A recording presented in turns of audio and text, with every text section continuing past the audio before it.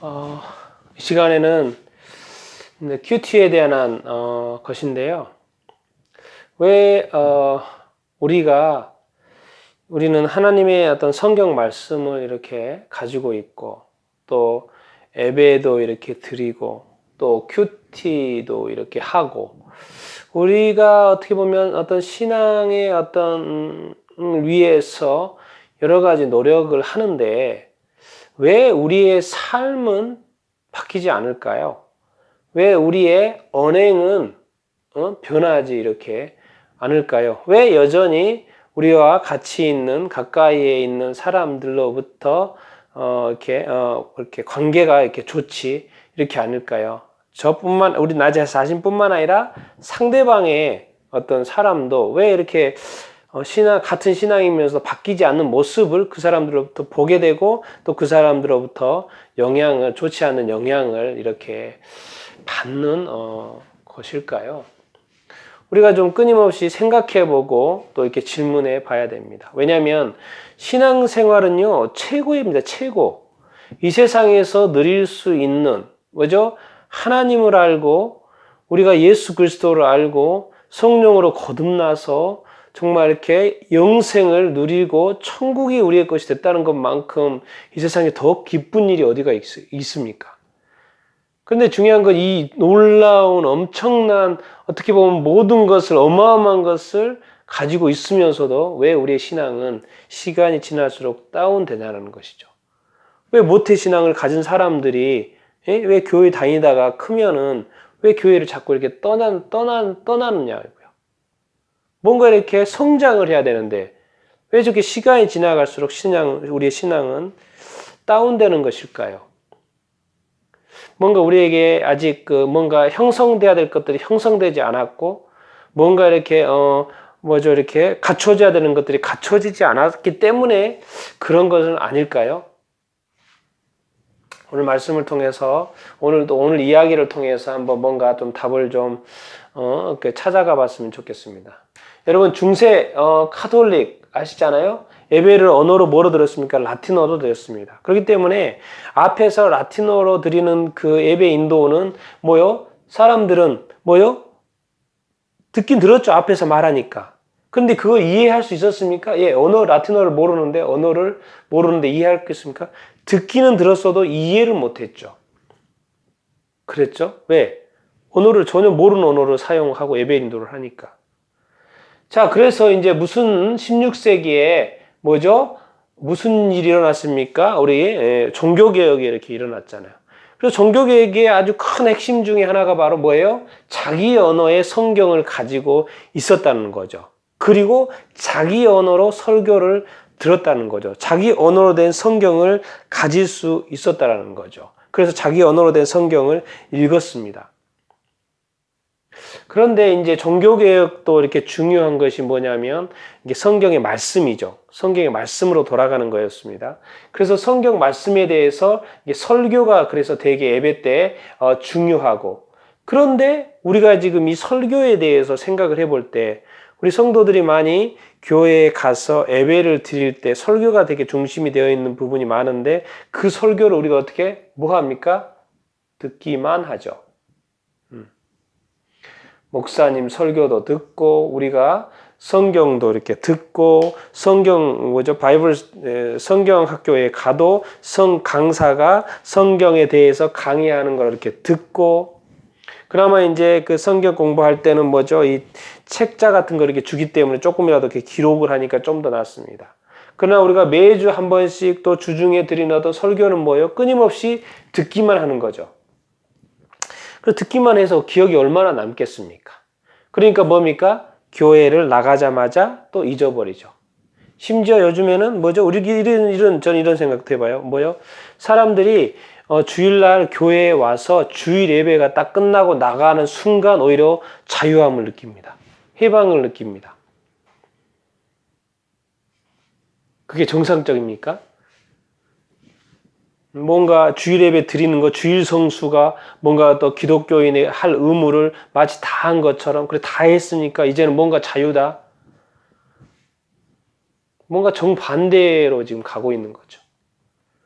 우리가 또 이렇게 큐티를 사실 매일 하는 사람도 요즘에는 많이 있고 좋은 큐티 책도 이렇게 많이 이렇게 있습니다. 그런데 이제 뭐 큐티의 제가 핵심은 뭐냐면 자기 스스로 그 말씀을 이렇게 묵상하는 것도 중요하죠. 그런데 그것을 제가 볼 때는 서로 또 이렇게 짝을 이루든지 그룹을 이루든지 나눠보는 것이 이렇게 중요 이렇게 하고 또 거기에 어떤 적용을 해보고 적용한 어떤 결과들을 사실 검토해보고 나눠보는 것이 되게 이렇게 중요하죠.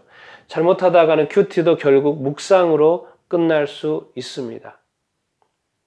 성경 통독도 저도 좋아해서 하지만은 뭐요? 배우는 지식으로도 끝날 수가 이렇게 있습니다. 그래서 제가 지금 제 신앙생활을 한번 이렇게 20대 때를 한번 이렇게 돌이켜 보면서 어떻게 해야지만이 우리의 신앙이 흔들리지 않고 변함이 없고 뭔가 성숙되어져 시간이 갈수록 좀 더 성숙되어져 가는 우리의 영성이 좀 더 이렇게 커지는 그런 어떤 과정을 이렇게 갈 수 있나 그런 어떤 생각을 제가 이렇게 오늘 또 정리를 쭉 제 인생 스토리를 한번 쭉 정리를 하면서 제가 이렇게 한 가지 좀 답을 찾은 게 내 스스로 뭔가 씹고 소화하는 과정이 있었던 것 같습니다. 자, 우리가 음식물이 입 안으로 이렇게 들어가잖아요. 그럼 1차적으로 입에서 이로 씹죠. 알죠? 이 덩어리들을 가루까지는 아니더라도 조각조각 내죠. 그 조각조각 1차적으로 이 조각 내고 그 다음에 그것이 위에 가서 이제 위액도 나오고 해서 소화 과정을 이렇게 거치죠. 그게 아니죠. 그걸로 인해서 그것들이 우리 몸의 에너지화돼서 우리의 힘이 되는 거죠. 그래서 매일 밥만 먹어도 우리가 시간이 지날수록 성장하죠. 키가 크고, 그렇죠? 몸집도 이렇게 커지고, 그렇죠? 우리 두뇌도 커지고, 뭔가 성장이 어떻게 보면 자동으로 되어집니다. 매일 먹는 것만 해도. 그런데 우리의 영은 어떻다는 거죠? 우리의 영은. 우리가 말씀을 우리가 사실 큐티를 통해서 또 통독이든지 여러 걸 통해서 어떻게 보면 먹는 과정에 있습니다. 그런데 왜 우리의 신앙은 여전히 뭔가 이렇게 기쁘지 않고 즐겁지 않고 자꾸 뭔가 소진되는 것 같고 뭔가 더 풍성해지고 또 이렇게 더 힘을 얻지 못하는 것일까요? 그래서 제가 볼 때는 이건 것 같아요. 스스로 씹고 소화시켜서 에너지화하는 그 과정이 없는 것 같아요. 그러니까 에너지로 나와야 되는데 그냥 먹고 빠져버린다는 거죠. 먹고 빠져버려. 그런데 이것이 에너지화, 영성화, 영성 강화, 영적 성숙, 이쪽으로 가기 위해서는 무슨 과정이 있어야 되면 자기 스스로 씹고 소화하는 어떤 과정이 이렇게 있어야 이렇게 하는 거죠. 그래서 제가 저의 20대 때 생활을 이렇게 보면 저도 이제 1990년도에 이제 예수님을 대학교 때에 가면서 본격적으로 이렇게 믿게 되는데 20대 때를 한번 생각을 해봤어요. 그때 가서 세례도 받고 이렇게 했는데 지금 생각해 보니까 그때 제가요 정말 얼마나 많은 어떤 기독교 서적들을 이렇게 많이 이렇게 읽었는지 이렇게 모르겠습니다. 그때 왠지 모르게 기독교 서적을 정말 많이 읽었고 정말 그 설교 테이프들을 얼마나 많이 사서 이렇게 읽었고요. 그리고 찬양 테이프도 얼마나 사서 많이 이렇게 들었는지 모르고 교회 봉사는 게 물론이죠. 교회 간지 얼마 되지도 않았는데 제가 막 전도부장하고 막 총무하고 청년부 총무하고 할 정도로 정말 열심히 제가 했던 그런 어떤 기억이 이렇게 납니다. 그러면서도 제가 또 한 가지 늘 했던 것 중에 하나가 책들도 많이 읽었는데 제가 메모하고 이렇게 기록하는 습관이 이렇게 있었어요. 그래서 뭔가 끊임없이 정리를 했던 것 같아요. 신앙을 제가 이렇게 신앙생활 이렇게 하면서 제가 주는 감동이라든가 어떤 이런 것들을 끊임없이 정리하고. 근데 그 정리하는 습관이 지금도 있어요. 그래서 저에게는 메모장이 많고요. 메모책이 있고 또 이렇게 앱으로 된 지금도 메모하는 앱으로 지금 메모를 하고 이렇게 있고 지금도 오랫동안 해왔고 가끔씩 제가 그걸 쭉 이렇게 들춰보기도 이렇게 하고 그래서 이제 그런 어떤 과정을 통해서 이것이 내게 자기화가 되어지 않았나, 내면화가 되어지 않았나, 그래서 내가 흔들리지 않은 어떤 이런 믿음을 갖게 되지 않았나, 그런 생각이 이렇게 자꾸 이렇게 들었습니다. 만약에 그때 20대 때 내가 그런 것을 하지 않았다면 2001년도에 하나님께서 우리 주님께서 나를 선교사로 선교회로 이렇게 부르셨을 때 과연 내가 17년 동안이라는 그 횟수로 17년 동안은 그 선교의 그 시간들을 내가 어떻게 그것을 감당할 수 있었을까요? 선교라는 게 그게 쉽습니까? 쉽지 않습니다. 그 선교의 그 시간들을 내가 어떻게 버티며 그렇게 그 어떤 그런 시간 동안 그렇게 했을 수 있을까요? 그리고 또 지금의 또 새로운 길들. 그런데 지금 생각을 그렇게 할 수 있었던 것은 먼저 하나님께서 20대 때 나의 어떤 신앙을 뭔가 좀 키워주신 것 같아요. 그래서 우리가 우리 어떤 이 말씀에 대해서 이렇게 배울 때 그냥 듣기만 해서, 설교만 듣기만 해서, 강의를 듣기만 해서 이게 우리가 성장하는 게 아니고 듣고 질문해보고 생각해보고 답을 찾아보고 그래서 그것이 내 안에서 내 것이 될 수 있도록 자기 내면화 될 수 있도록 또 이렇게 영성화 될 수 있도록 또 자기 것이 될 수 있도록 하는 이 작업, 어떻게 보면 그게 연구라고 할까요? 어떻게 보면 공부라고 할까요? 이거는 자기 스스로 하는 거죠. 자기 스스로. 남이 가르쳐 준 것만 계속 받아먹으면 그것은 들을 때는 은혜가 있습니다. 그런데 조금씩이나 시간이 지나면 다 잊어버린 것이죠. 근데 자기 스스로 공부하는 것은 뭡니까? 내 안에 새겨진다는 것이죠. 그리고 우리에게는 이 성경 말씀 플러스 또 누가 있어요? 성령님이 계시잖아요. 그래서 이 성령님께서 우리 안에 이 말씀이 마음판에 새겨지도록 기억되도록 장기간 기억되도록 또 도우시는 그런 성령님이 계시죠. 그래서